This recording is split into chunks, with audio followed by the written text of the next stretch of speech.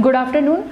Myself Dr. Amrita Kumari, Senior Lecturer from Department of Periodontology. Today I will be discussing on the topic furcation involvement. So before discussing the furcation involvement, let's discuss some terminology. I will discuss some terminologies first, like first root complex, that is part of tooth located apically from the sigil. Like this is the root complex. From the part of located to this from here to here, this is called the root complex, and this is called the root cone area, and this is the root trunk. Okay, now the furcation is the anatomic area of multi-rooted tooth where the root diverges. Okay, from here multi-rooted tooth where the root diverges. Root trunk between the CJ and the furcation entrance, or from CJ, this is the CJ, from the furcation entrance, this is called the root trunk. And degree of divergence, angle between the root cones, this angle between the root cones are called degree of divergence. So now parts of furcation, there is a fornix, trunk, and the furcation entrance. This is a furcation entrance. And then the furcation invasion is pathologic resorption of bone within a furcation. So now coming to the anatomy part, maxillary molars, as we know, there are three roots: mesobuccal, distobuccal, and palatal. And in the maxillary molar there are three furcations area. And now coming to maxillary premolar, there is buccal and palatal root. Furcation is mesodistal. Now coming to the classification on Glickman in 1953, grade 1, suprabony pocket formation, early bone loss may have occurred but no radiographic sign. Well, means in grade 1 you will see that there is suprabony pocket formation is present, and there is early bone loss has occurred, and but there no radiographic sign will be present. In grade 2 there is affect one or more furcation of same tooth and cul-de-sac if multiple defect present don't communicate with each other. Radiograph, especially for radiograph we take especially for maxillary molars overlap. In grade 3, through and through in lesion, bone is not attached to dome of furcation. Then grade 4, through and through lesion with gingival recession leading to clearly visible furcation area. So like this, in this image we can see this Glickman classification is class 1, this is class 2, cul-de-sac is there, class 3, through and through, but the recession is not present. In class 4, the through and through with soft tissue recession. So now second classification by Tarnow's sub-classification based on the degree of vertical involvement. Subclass A 0 to 3 mm, the subclass B there is 4 to 6 mm, and subclass C more than 7 mm. Now coming to etiologic and contributing factors, there is of furcation involvement. The etiologic and contributing factors are: there is bacterial plaque, local anatomic factor, root trunk length, root morphology, local developmental anomalies, cervical enamel projection, dental caries, then vertical root fracture, then heterogenic overhanging restoration. Now coming to local anatomic factor, first of all, root trunk length. The shorter the root trunk, faster the attachment loss has been seen, and it has been seen it is a good prognosis. Longer the root trunk, slower attachment loss, but it says the poor prognosis. Then coming to next, root length, long root trunk and short roots lose periodontal ligament support before furcation involvement, so it is poor prognosis. Then coming to next, root form, curvature and flunting increase root perforation and increase root fracture. So now next, interradicular dimension, widely separated root, more treatment option, anatomy of furcation, bifurcation, furcational ridges, concavity in dome, accessory canals. Then cervical enamel, next cervical enamel projection, plaque retentive factors and affect plaque removal. So if it may in cervical it may affect the plaque.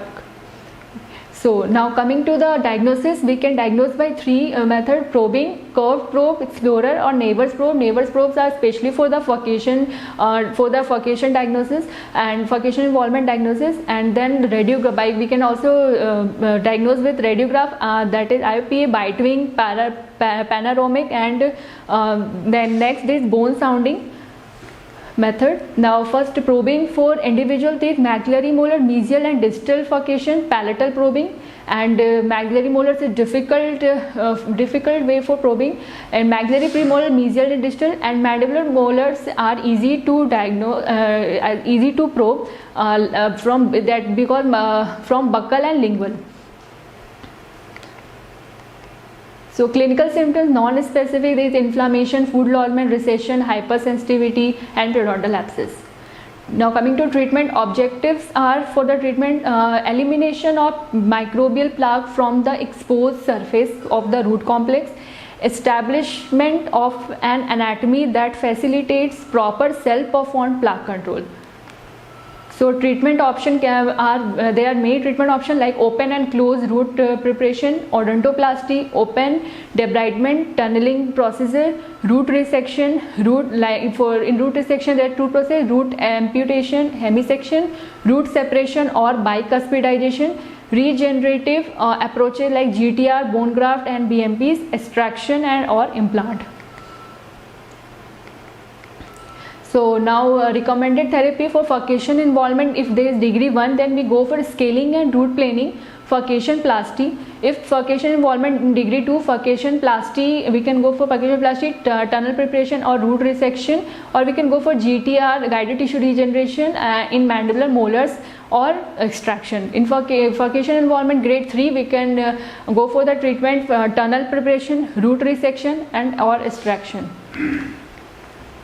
Now coming to scaling and root planing, in this we do scaling and root planing for resolution of inflammation and healing normal gingival anatomy. Now in furcation plasty furcation plasty is done in grade 1 and shallow grade 2 furcation involvement is excessive. In this we do excessive tooth structure, we remove the excessive tooth structure, and procedures soft tissue reflection, inflamed tissue removal, then go for odontoplasty and then recontour the alveolar bone, if necessary reposition and suture flap at the level of alveolar crest. Then third is tunnel preparation to convert deep grade 2 and 3 into grade 4, better for better maintenance. Then fourth is root separation and resection.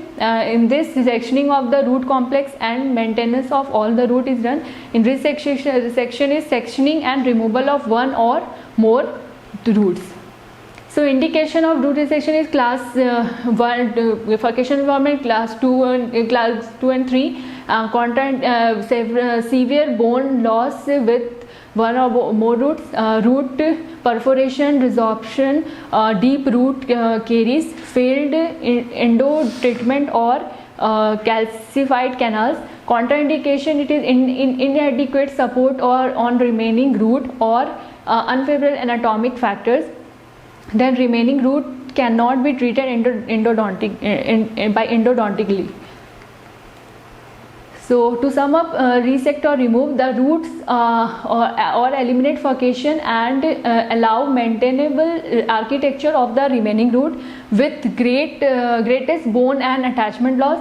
Root that best contributes to the elimination or perio problem on the adjacent teeth, greatest number of anatomic defect or that is severe curvature groups, etc. Least complicates future periodontal maintenance. Now fifth, another procedure, hemisection or bicuspidization. In this we split the tooth into two separate portions and surgical separation of a multi-rooted in such a way that a root and associated portion of the crown may be removed. So prognosis for this, anatomy of furcation area difficult to maintain and treat. So grade 1 to furcation involvement is good prognosis. Grade 3-4 is guarded and poor in patient, high caries risk, no maintenance, and in smokers. So to summarize, through thorough diagnosis should be there, selection of patient, careful treatment planning and restoration. So it will be the success in the treatment. Thank you.